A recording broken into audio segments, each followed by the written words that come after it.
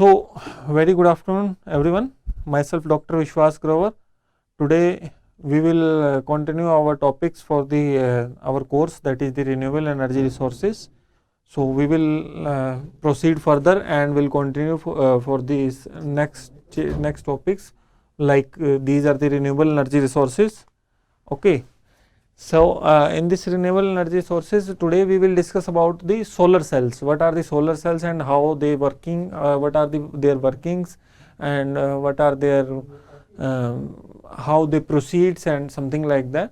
So, first of all, what is solar cell? Solar cell, a structure that converts the solar energy directly to DC electric energy. Okay, which converts the solar energy directly to DC electric energy. It supplies a voltage and a current to a resistive load. Okay, what does it supply? It supplies a voltage and current to the resistive load, the load which is applied along it. Okay, so it supplies the voltage and the current to a resistive load, that is a light battery motor whichever is connected through this path. So it supplies the voltage and current to that. Okay, so it is like a battery because it supplies the DC power.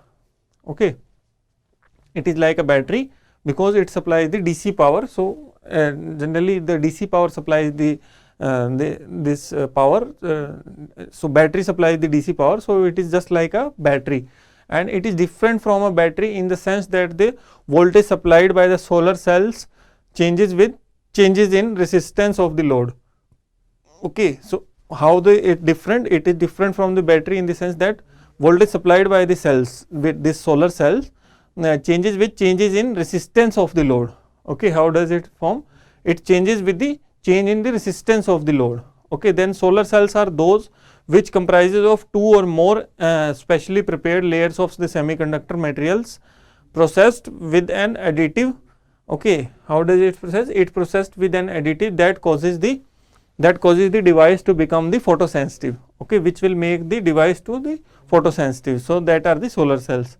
And when the photons strike the surface of the solar cell, okay, when the photons strike the surface of that solar cell, the electron hole pairs are released.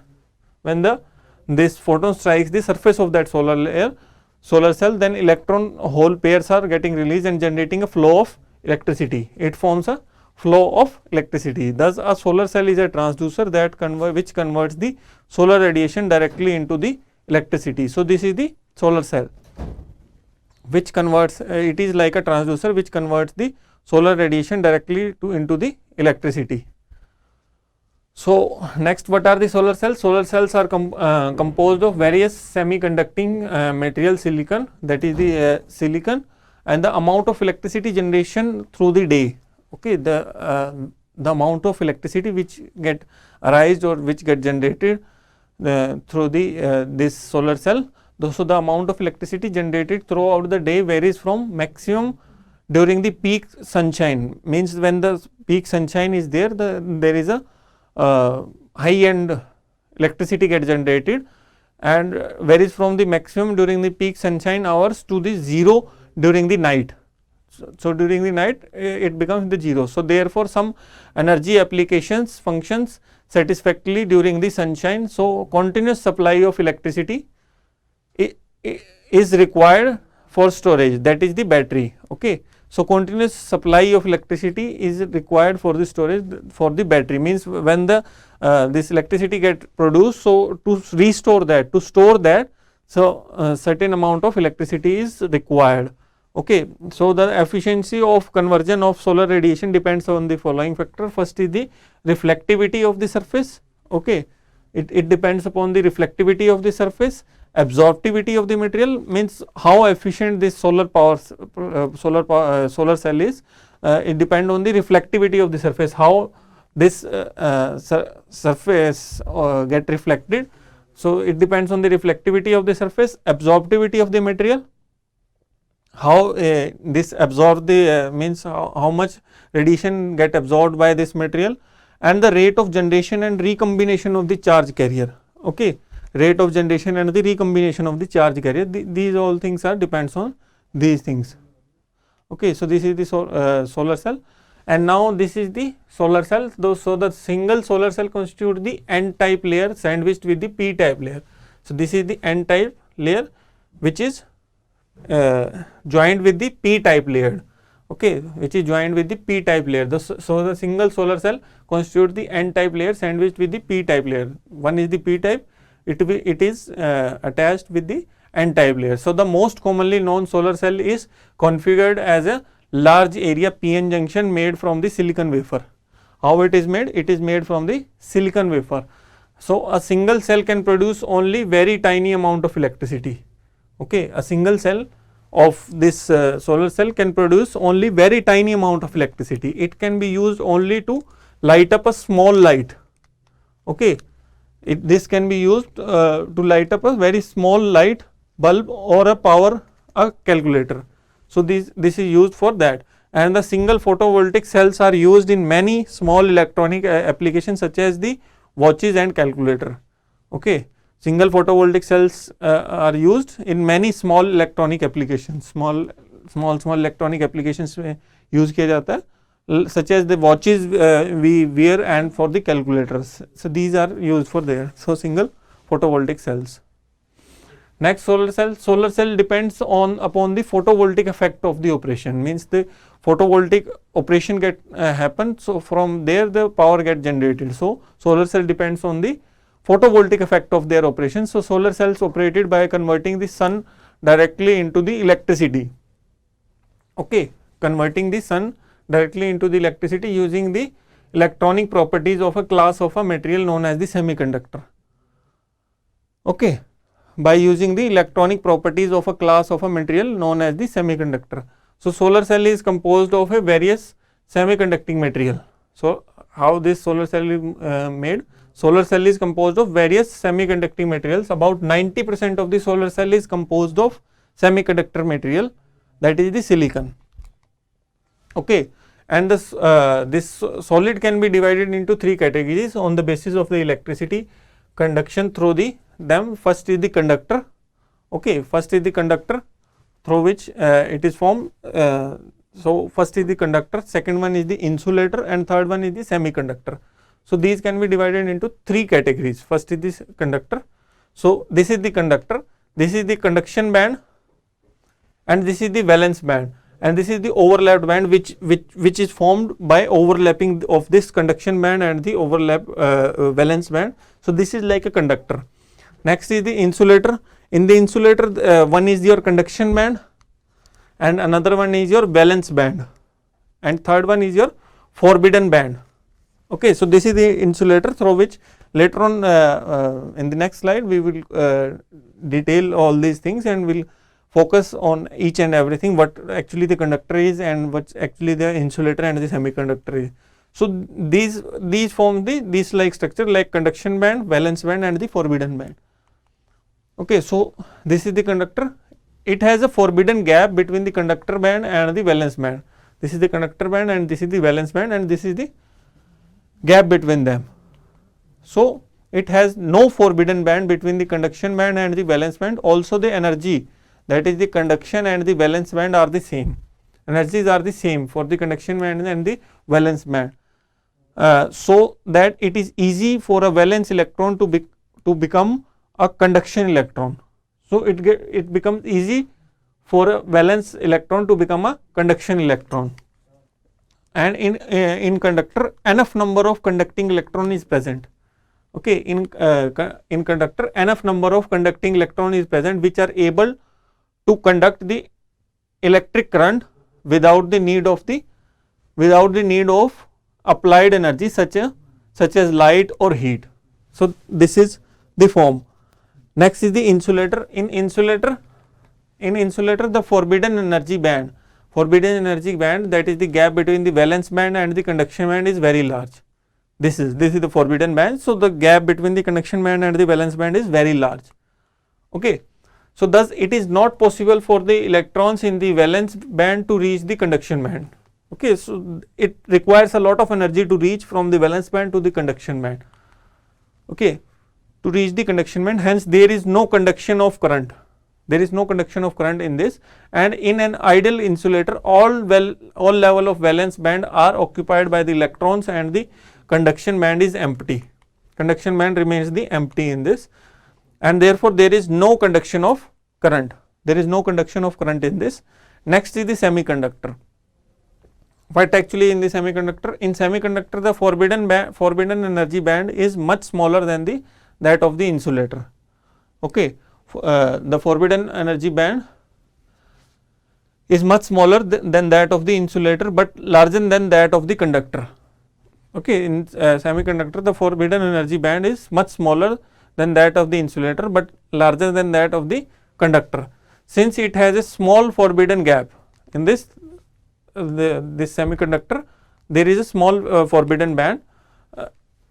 So it has small forbidden band than in insulator, but then larger than of the conductor. It has larger than that as compared to the conductor, and since it has a small forbidden gap, the electrons in the valence band may acquire the energy sufficient enough for them. Okay, the electrons in the valence band may acquire energy sufficient enough for them to cross the forbidden band, which is required for the forbidden band. Okay, therefore at the room temperature semiconductors are capable of conducting some electric current. Okay, at the room temperature semiconductors are capable of conducting some electric current. Next, solar cell is the semiconductor are of two types. First is the intrinsic semiconductor that are extremely pure. Okay, semiconductor are of the two type, intrinsic semiconductor which are extremely pure, where the number of free electrons is always equal to the number of holes. Okay, number of free electrons is always equal to the number of holes. On the other side, to increase the conductivity of the semiconductor, we mix some impurity. Okay, we mix some impurity. This type of semiconductor is called as the extrinsic type. Okay, so this type of semiconductor is called as a extrinsic type. So extrinsic semiconductor are of two types. First is the N type. Extrinsic semiconductor are of the two type. First is the N type, and another one is the P type. In the N type semiconductor, in which we mix the pentavalent impurities such as arsenic, antimony or phosphorus. When the pentavalent impurity is added to the silicon, okay, when the pentavalent impurity is added to the silicon, the impurity atom form the covalent bond. Okay, the impurity atom form the covalent bond with the silicon atom, but since the intrinsic semiconductor atom have only 4 electron and have 4 holes in their valence shell, so one spare electrons so produced for each impurity atom added. One spare electron gets so produced for each impurity atom added. So majority carriers are the electrons in this in N type, and the minority carriers are the holes in this. Next is the P type. P type is when a small amount of trivalent impurity such as the boron, gallium, indium or the aluminium is added to the pure semiconductor. When small amount of this trivalent impurity like borium, gallium, indium and or aluminium is added to the pure semiconductor material during the crystal growth, so the resulting crystal is called as the P type semiconductor. So these are the conditions.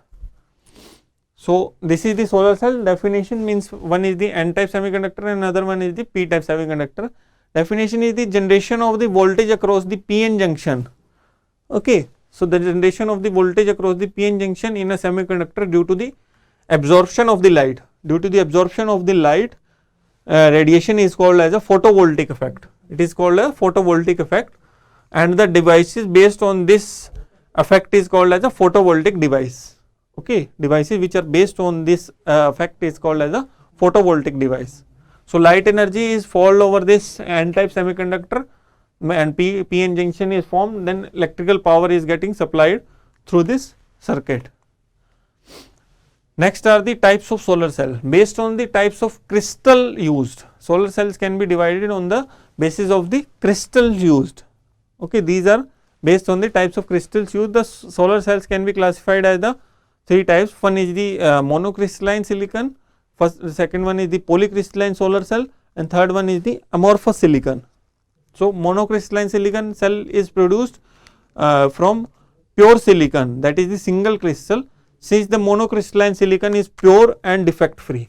Okay, monocrystalline silicon is pure and defect free. So, the efficiency of the cell will be higher in this case.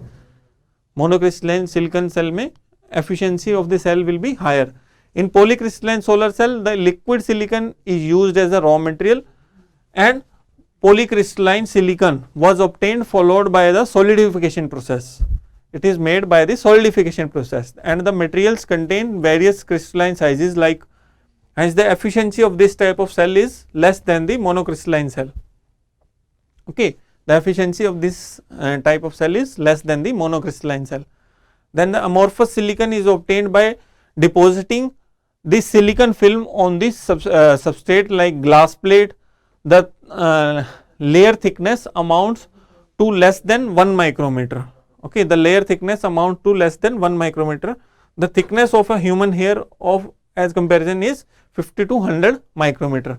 The efficiency of amorphous cell, the efficiency of the amorphous cell is much lower than that of the other two type of cells. Okay, the efficiency of this amorphous cell is much lower than that of these two cells. As a result, they are used mainly in low power equipments. Where these amorphous silicons are used, they are used in low power equipment such as the watches and pocket calculators or as the facet elements. Okay, these are used in this like pocket calculators or the facet elements. So, these are the solar cell arrays. If the photovoltaic solar panels are made up of the individual photovoltaic cells connected together, then the solar photovoltaic array also known simply as the solar array. This is the solar array when different photovoltaic cells are connected all together. These form the solar array, and the solar array is a system made up of a group of solar panels connected all together. Okay, solar array is system made up of the group of solar panels connected all together, and the photovoltaic array is therefore multiple solar panel electrically. Okay, photovoltaic array is therefore multiple solar panel electrically wired together to form a much larger PV installation. Okay, these are used for the much larger PV installation, that is the PV system called an array. This is called an array and in general the larger the total surface area of the array,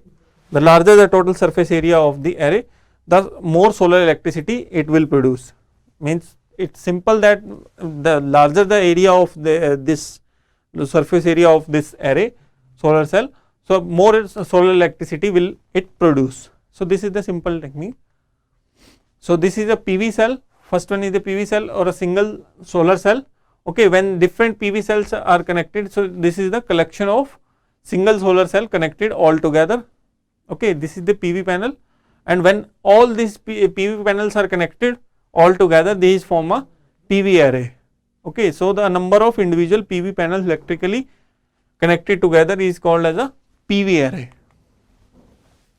Next is the solar cell array. Solar cell array is a basic building block. Okay, for this solar array, a solar cell is a basic building block of a solar module. Each cell produces the approximately half a volt, or a solar module can half any number of solar cells.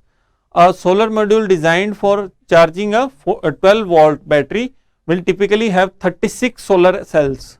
Okay, it will have typically 36 solar cells, while the typical residential grid connected systems uses the solar modules with 60 solar cells.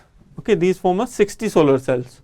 Okay, for large commercial and utility scale solar systems, solar modules will have typically 72 solar cells. It will have a 72 solar cells. So, by increasing the number of solar cells, the module voltage and the wattage get increases. By increasing or rising the number of solar cells, the module voltage and the wattage get increases by that point. And most solar cells manufactured today are approximately 6 inch by 6 inch. Okay, these solar cells manufactured today are approximately 6 inch by 6 inch, and small custom solar modules will contain solar cells that are cut to smaller sizes. For example, if a full size solar cell produces the 10 amperes and it is cut into half, then it will produce only the 5 amperes. So this will be the effect of that.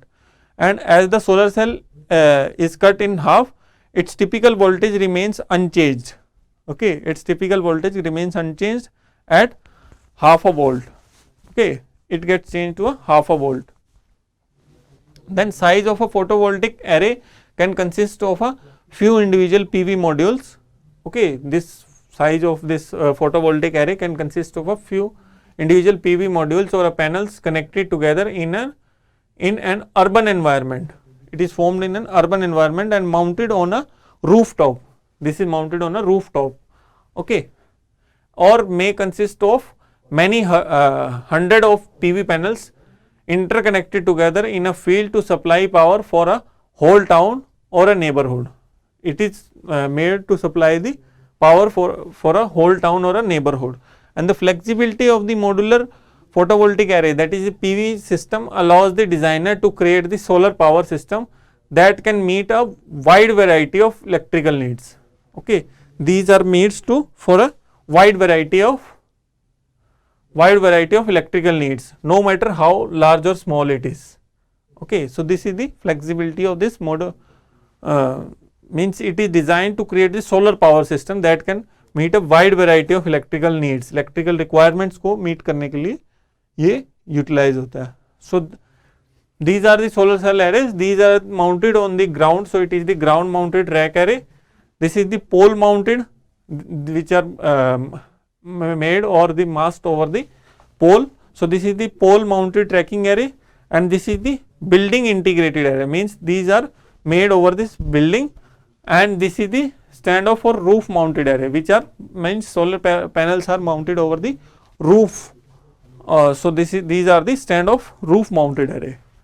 Next is the solar cell array. The electrical characteristics of a photovoltaic array. Means like it is important to note that the photovoltaic panels or modules from different manufacturers should not be mixed together in a single array. Okay, so these should not be mixed in a single array, even if their power, voltage or current outputs are nominally similar. Okay, if their power, voltage or current outputs are nominally similar, this is because different in solar panels, that is the IV characteristic curves as well as their spectral response, are likely to cause the additional mismatch losses within this array, thereby reducing its overall efficiency. The overall efficiency reduces. Now the electrical characteristics of a photovoltaic array. Electrical characteristics of a photovoltaic array are summarized in the relationship between the output current and the voltage. Okay, these are summarized in the relationship between the output current or the voltage. So the amount and the intensity of the solar isolation, that is the solar irradiation, controls the amount of output current. Okay, it controls the amount of output current and the operating temperature of the solar cells. Okay, so these works in this.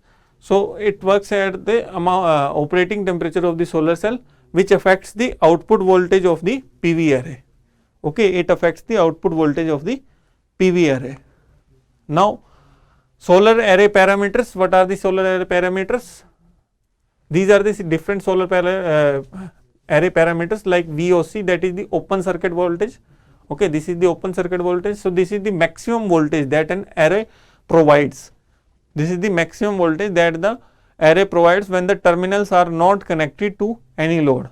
When the terminals are not connected to any load, so this is the maximum voltage and open circuit condition. This value is much higher than the Vmax. Okay, this value is much higher than the Vmax, which relates to the operation of the PV array. Okay, it relates to the operation of the PV array, which is fixed by the load, sorry. And this value depends upon the number of PV panels connected together in a series. Okay, so this is the this depends upon the number of PV panels connected together in the series. Next is the ISC, that is the short circuit current. This is the ISC, that is the short circuit current, the maximum current provided by the PV array when the output connectors are shorted together, that is a short circuit condition. This is the short circuit condition. This value is much higher than the Imax. Okay, it has a high value than the Imax, and which relates to the normal operating circuit current. Okay, this relates to the normal operating circuit current. Next is the P max, that is the maximum power point. This relates to the point where the power supplied by the array that is connected to the load. Okay, so this is the point where the power supplied by the array is connected to the load, that is the battery's inverter is at its maximum value. So these are it at the maximum value where the P max, that is the P max is equal to I max into the V max. So the maximum power point of a photovoltaic array is measured in watt or the peak watt, WP.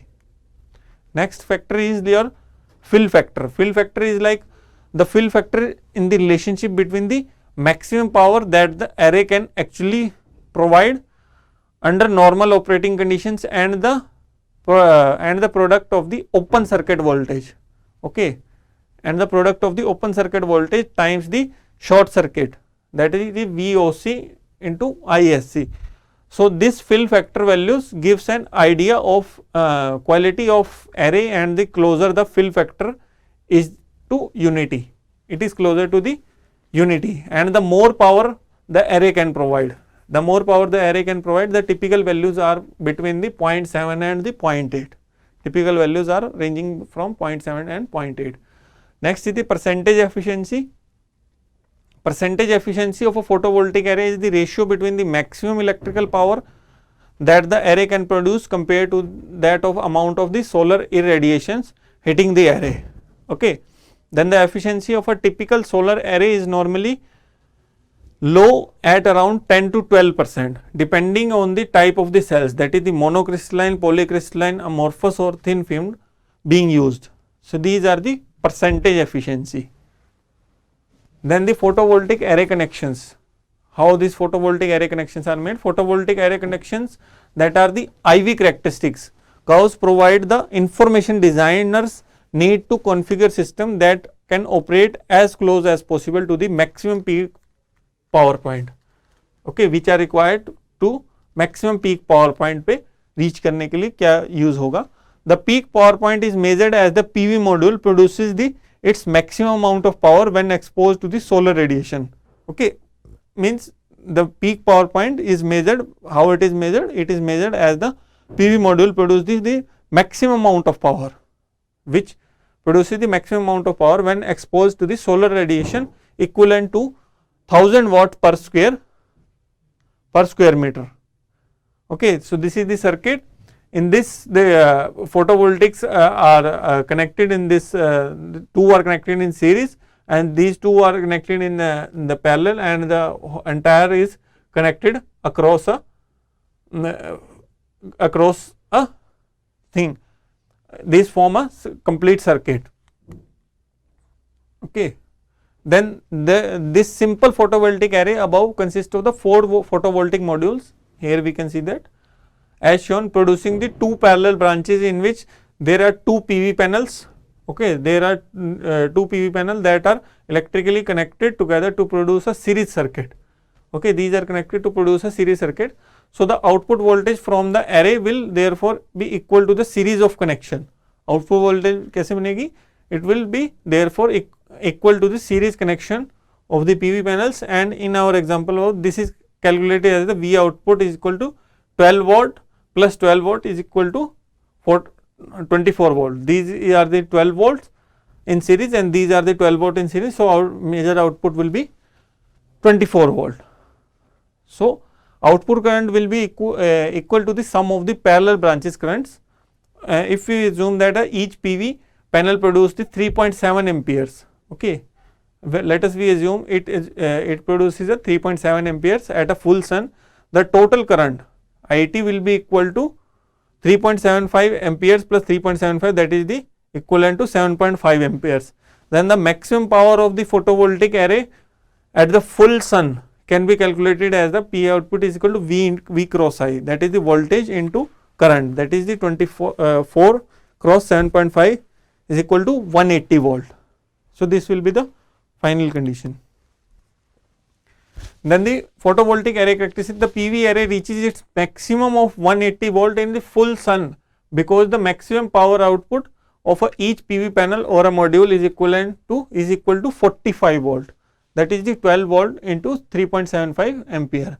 However, due to different level of solar additions, the temperature effect, the electrical losses, etc., the real maximum output power is usually a lot less than the calculated 180 volt. Okay, the real maximum output power is usually a lot less than the 180 volts. So then we can present our photovoltaic array characteristics as being like this. Okay, so this is the current versus voltage, and this is also the power versus voltage. As the it gets proceeded, it becomes the 0 in open circuit. So it get reduces after the 25 volts, and in this PV array, firstly it reaches the maximum power point at the 25 volt, and after that it get decreases. Okay, so this was the all about this solar cells and its array, and how they are made or constituted to form this solar panel, and what are the characteristics of this photovoltaic array, and how is this working. So we have discussed in this lecture, and will continue with the other topics in the coming lectures. Thank you so much.